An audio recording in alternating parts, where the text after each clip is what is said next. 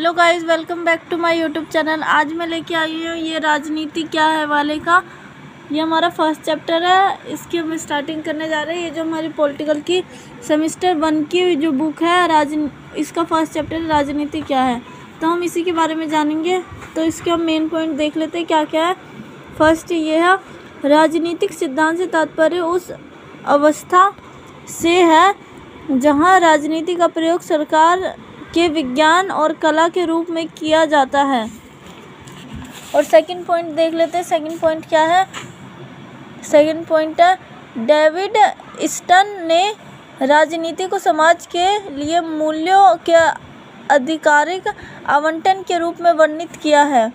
राजनीति क्या है? अक्सर एक शून्य परिकल्पना द्वारा परिभाषित किया जाता है। यह एक चर की अनुपस्थिति है जो राजनीति की उपस्थिति को मान्य करती है।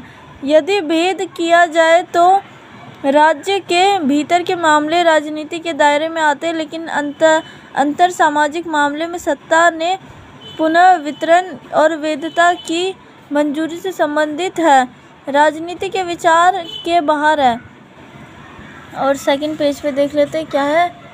और यहाँ पे राजनीति शब्द की उत्पत्ति अरस्तु की मुख्य रचना पॉलिटिका से हुई, जिसका अर्थ होता है नगरों के मामले। सामाजिक शब्द की उत्पत्ति लैटिन भाषा के शब्द सोशियस से हुई, जिसका अर्थ होता है मित्र।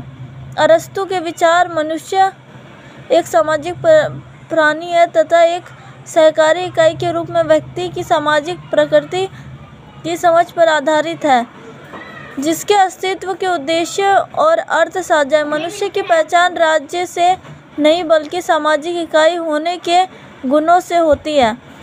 और नेक्स्ट देख लेते हैं। नेक्स्ट क्या है हमारा?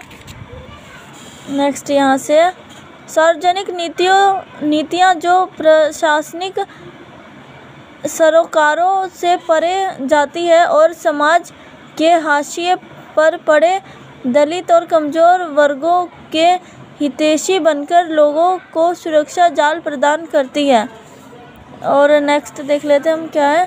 प्रत्येक राजनीतिक क्रिया का एक नैतिक आधार होता है। नैतिकता बहाने से रहित कोई राजनीतिक विचार विमर्श नहीं है, बल्कि नैतिकता का उपयोग नैतिक सामाजिक मूल्यों की एक विस्तृत श्रृंखला से संबंधित है जो न्याय और समानता के मानक विचारों में निहित है। तटस्थता की सीमा और राज्य की स्वतंत्रता के सार की अवधारणा उदारवादियों के बीच विभिन्न है। उदारवादियों के एक वर्ग का मानना है कि आलोचनात्मक सोच जैसे व्यक्ति गुण राज्य की योग्यता को बनाए रखते हैं। और बैक साइड देख लेते हैं हम क्या है।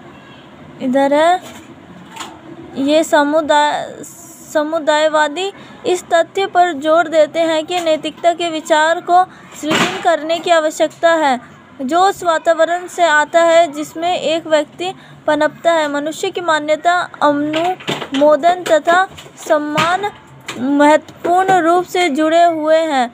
इस प्रकार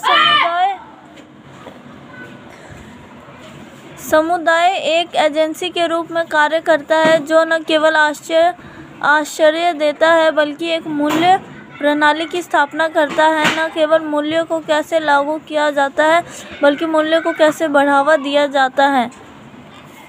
और नेक्स्ट हम देख लेते हैं। नेक्स्ट क्या है? समकालीन उदार लोकतांत्रिक व्यवस्था एक व्यक्ति के पास मौजूद स्थान को संचालित करने की स्वतंत्रता प्रदान करती है।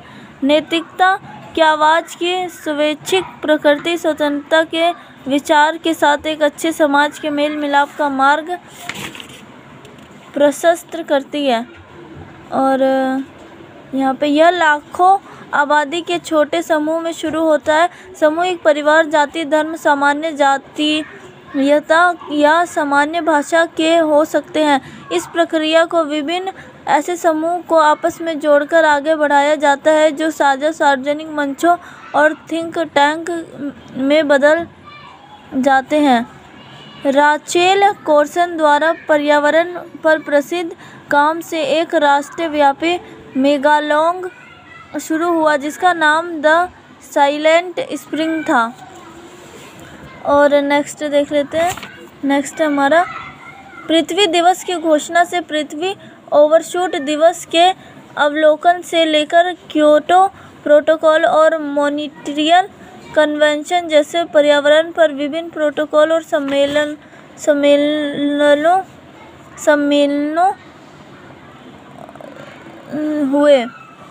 ग्रीनहाउस गैस उत्सर्जन का पर्यावरण क्षरण और नियंत्रण देश के सभी देश में एक अत्यंत चिंता का विषय बन गया है। देश अक्सर मानक निष्कर्ष पर नहीं आते हैं और किए जाने वाले उपायों पर साझा सहमति का पालन करने में भेद होते हैं।